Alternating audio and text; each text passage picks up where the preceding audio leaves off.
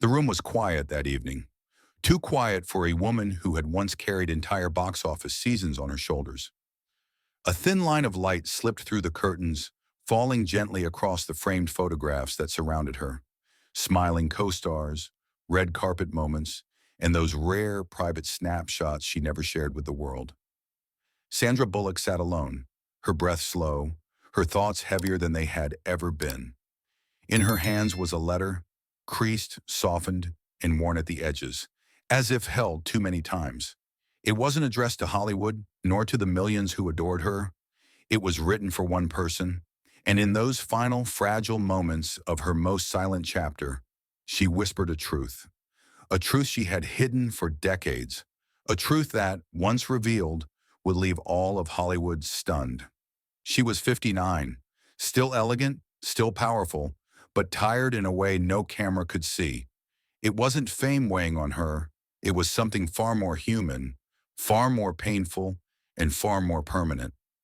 But before we step into these final moments, into the last words she left behind, take a breath with me, because stories like this remind us how thin the line is between the lives we see and the lives we never truly know.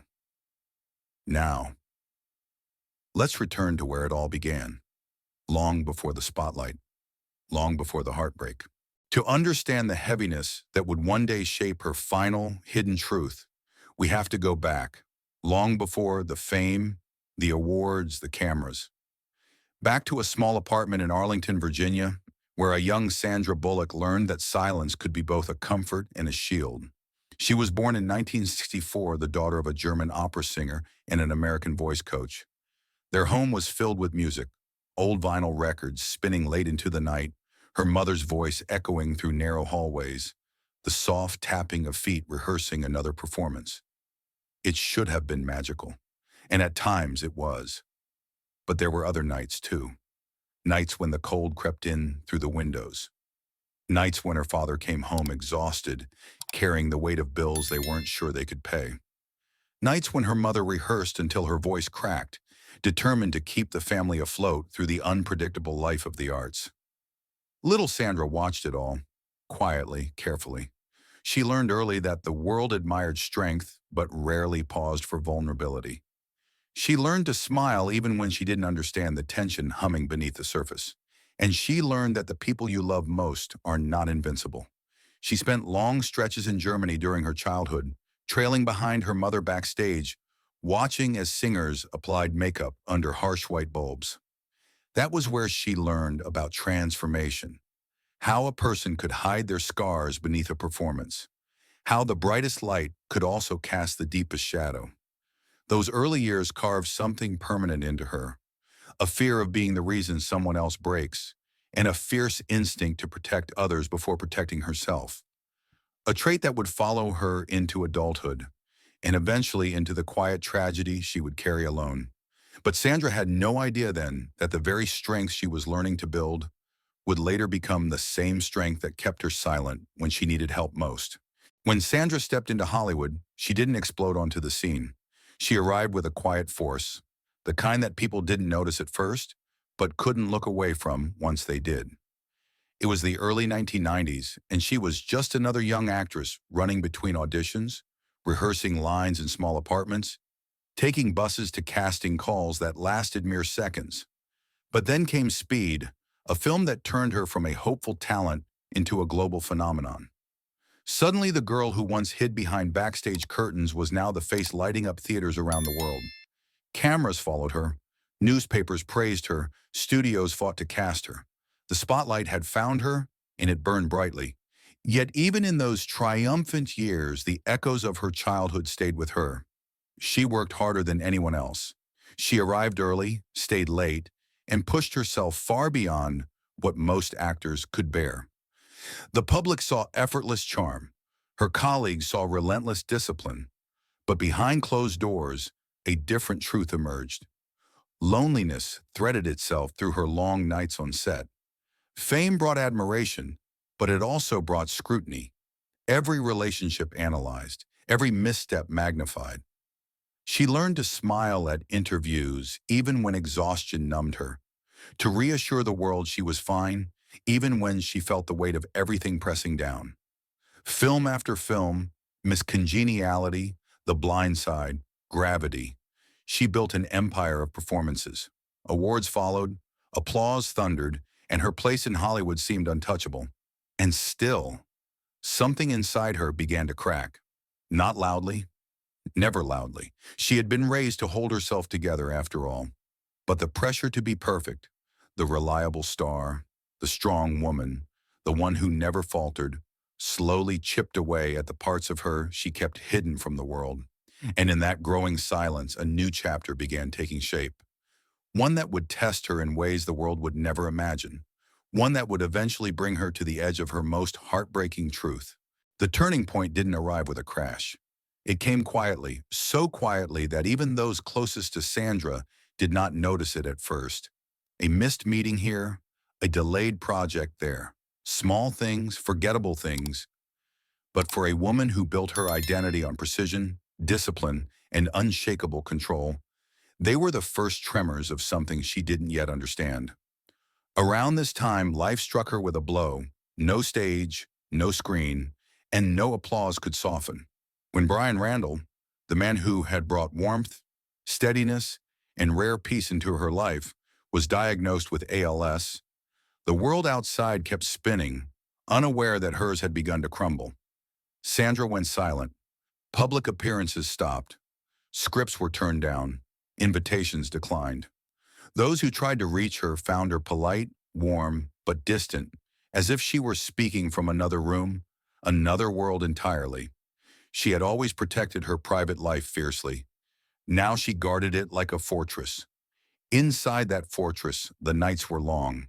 The sound of machines, the soft beeping of monitors, the quiet footsteps of nurses became the rhythm of her days.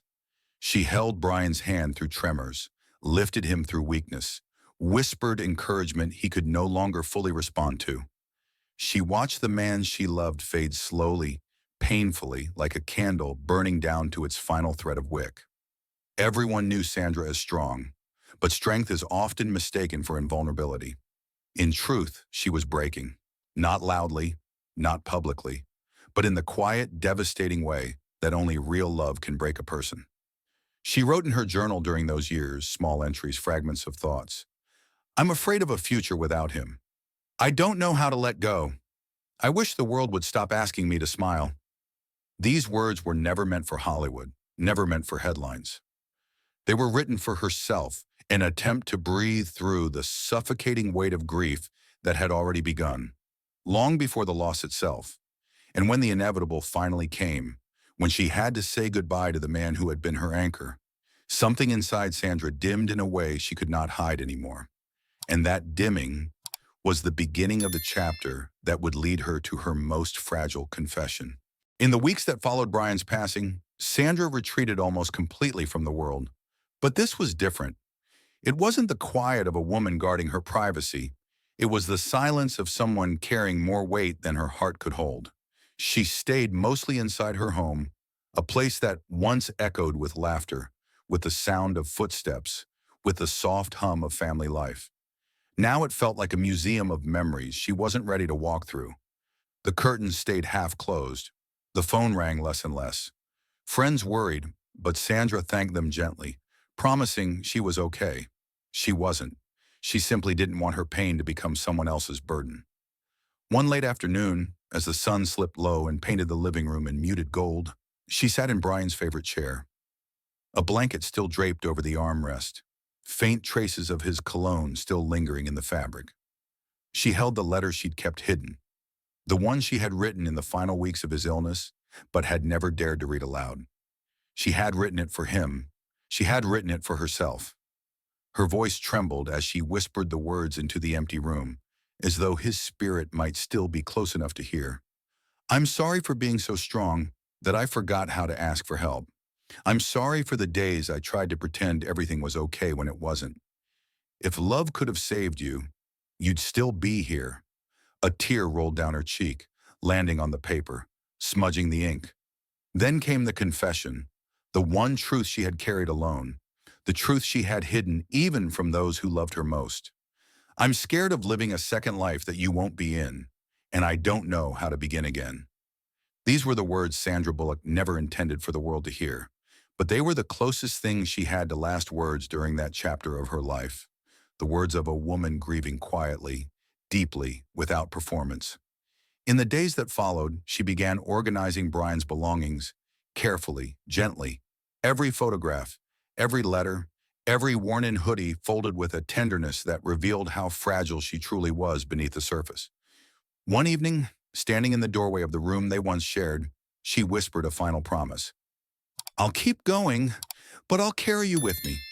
And in that soft, final breath, a quiet truth settled inside her, a truth she had resisted, feared, and finally accepted. Some losses are not meant to be healed. They are meant to be lived with. And living with them becomes its own kind of courage. When the world finally understood the weight Sandra had been carrying, something remarkable happened. Hollywood, often loud, relentless, unforgiving, fell silent for her. Colleagues who had shared screens with her, directors who had trusted her, crews who had watched her transform scenes into something unforgettable, all paused to honor not just the star, but the quiet, resilient woman behind the fame. Fans left thousands of messages, not the usual ones praising her beauty or her films, but simple human notes. "You helped me feel less alone. Your strength gave me strength. Thank you for showing us that even heroes break." Though she stepped away from the spotlight, her legacy grew larger in her absence. The roles that defined her, Leanne Toohey, Annie Porter, Ryan Stone, began to take on new meaning. People watched her films again, not to escape their own lives, but to understand hers a little better. Then came the tributes. A scholarship fund quietly established under Brian Randall's name, supporting young photographers with financial hardship. A quiet charitable trust Sandra contributed to, one focused on ALS research, intended not for recognition, but for healing others who walk the same painful path. And beyond the numbers, the donations, the awards lined neatly on her shelves, there was something else she left behind. A cultural imprint of grace under pressure. A reminder that vulnerability is not weakness and silence is not emptiness. It is often where the deepest love resides. Even today, people still talk about her the same way you talk about someone you grew up with. Warmly, gently, with a sense of gratitude that feels almost personal. Because when the spotlight finally dimmed, Sandra Bullock proved something rare, that a life is not measured by applause, but by the hearts it touches. So we're left to ask ourselves, when the stage lights go out, what remains of us? And who will carry our final words when we can no longer speak them?